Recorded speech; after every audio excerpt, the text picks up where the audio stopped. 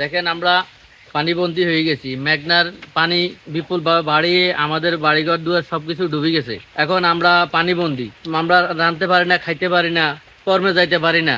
কিভাবে আমাদের এই কাজ হবে সেটা আমরা সরকারের কাছে আবেদন করতেছি যে আমাদের এই রাস্তাটা উঁচু করে বাঁধিয়ে দেওয়ার জন্য।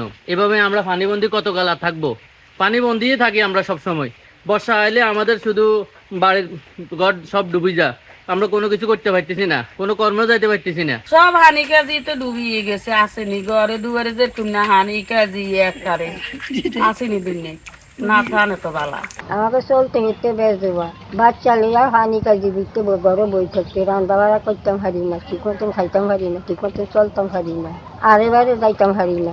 হানি তাদাম হুইরা ঘর বাড়ি ব্যাগ হুইরা থাকে। তুলে আসা কি মানুষের ঘরে শুইয়া গোয়া আর বেড়ি না থাকার কারণে হানিটা বেশি উঠিয়ে গিয়ে বেড়ি থাকলে কি এত পানি উঠতো নি, খালে দিয়ে পানি উঠতো আস্তে আস্তে ডগি না ফুটতে আবার বাড়া হয়ে যেত, ডগিটা শুকনো থাকতো। কারণ বেড়ি না থাকার কারণে তো সব একসাথে উঠিয়ে গিয়ে আই সব ডুবে যেতেছে। দৈনিক 2 বার উঠি, আর উঠলে ফাঁক শাকের সমস্যা, ঘর দুয়ার সমস্যা, ফিরা গোড়া পড়ে যায়, চলাফিরা কষ্ট।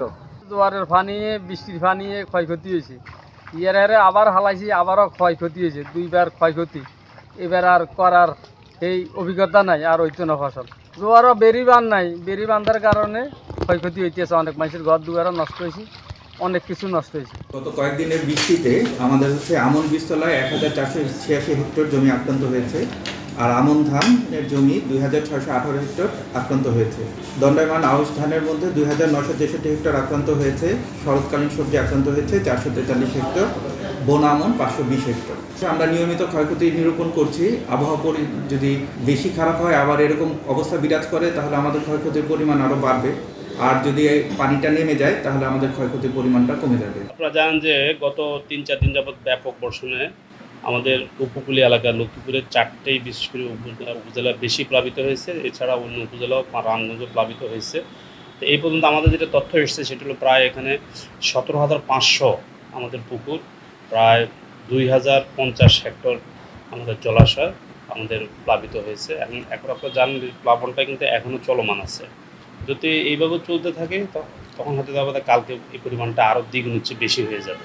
কারণ এখনও কিন্তু অনেক পুকুর না ভাসলেও ভাসার পথে আছে, ওইভাবে অবস্থায় আছে। তবে এই পর্যন্ত আমরা যেটা পুরোপুরি ভেসে গিয়েছে অথবা অবকাঠামোর ক্ষতি হয়েছে, এই জন্য আমাদের 17,500 পুকুর, তার জলাশয় হল 2,050 হেক্টর।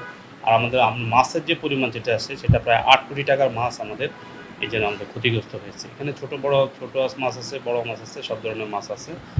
এই হলো মোটামুটি আমাদের ক্ষতির একটা বিষয়। আর মাছের যদি পরিমাণটা বলি, প্রায় আমাদের 3,000 মেট্রিক টন মাছ আমাদের ক্ষতিগ্রস্ত হয়েছে এখন পর্যন্ত। এখন আর যদি এটা চলমান থাকে তখন পরিমাণটা বেড়ে যাবে।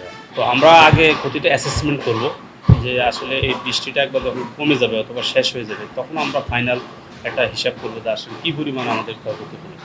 তারপরে সরকারের নির্দেশনা মোতাবেক, মৎস্য দপ্তরের নির্দেশনা মোতাবেক যেটা করার দরকার সেটা আমরা করব এবং প্রয়োজনীয় ব্যবস্থা নেওয়া হবে।